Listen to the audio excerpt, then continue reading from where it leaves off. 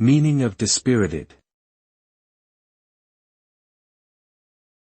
Dispirited. Dispirited. Dispirited. Dispirited. The word dispirited refers to a state of feeling downcast or dejected. It typically describes a lack of enthusiasm, motivation, or confidence.